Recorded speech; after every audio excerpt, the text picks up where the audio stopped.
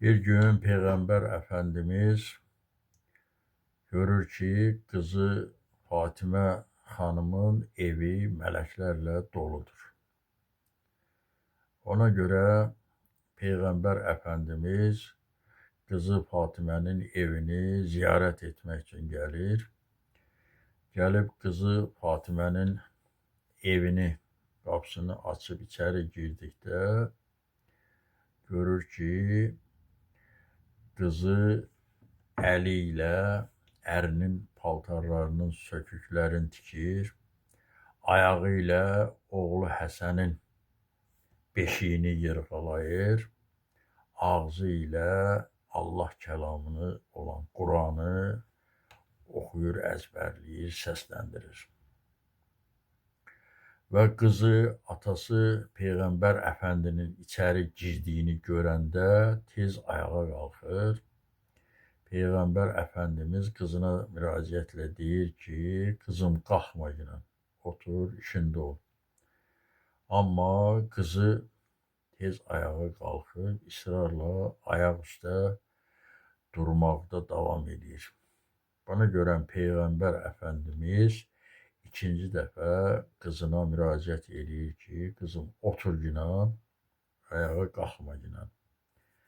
Qızı atasına deyir ki, ata, sən içəri daxil olduqda mən hansı cəsarətlə sənin qulluğunda oturub ayağa qalxmaram.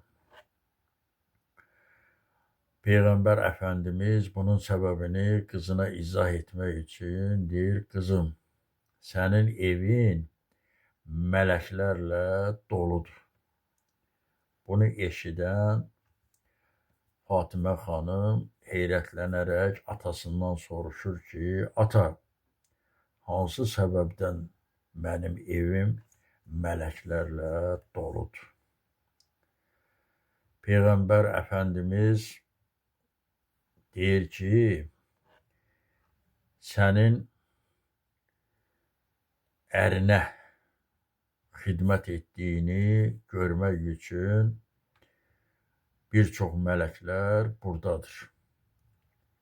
Əgər bir qadının ərinə sevgi ilə, şəfqətlə, sədaqətlə xidmət edirsə, həmin o mənzərəni izləmək üçün mələklər ora toplaşarlar. Və bu məqamı izləmək mələklər üçün böyük bir ibadətdir. Bir qadın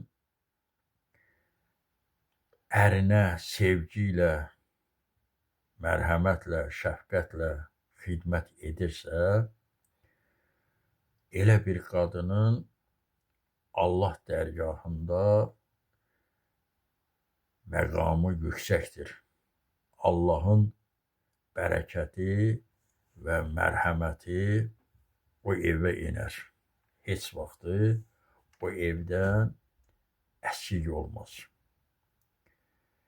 Bir qrup mələklər də əgər bir ana uşağına sevgi ilə, mərhəmətlə xidmət etdiklərini görürlərsə, həmin evə toplaşarlar.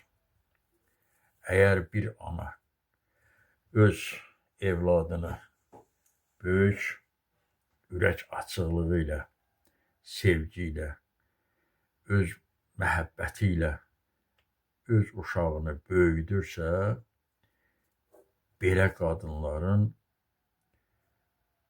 Allah dərgahında yenə məqamları yüksəkdir. Bu mənzərəni izləmək üçün mələklər həmin evə toplaşarlar. Bu, həmin mələklər üçün də böyük bir fədakarlıqdır və onlar üçün ibadət hesab olunar. Və belə bir qadınların Allah dərgahında yenə məqamı yüksəkdir. Bir qism mələklər də əgər o evdən Quran sədası gəlirsə, Allahın kəlamı oxunub əzbərlənirsə və onunla hərəkət olunursa, o evdən heç vaxtı xeyir, bərəkət əskik olmaz. Və bu məqamı mələklər heyranlıqla dinləyərlər.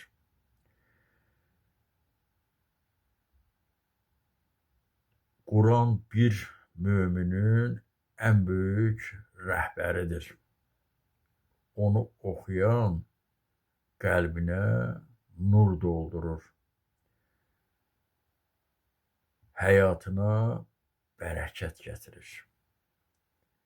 Mələklər Allahın kəlamının oxunduğu yerə mərhəmətlə enərlər. Ona görə sənin evin mələklərlə doludur. Bax,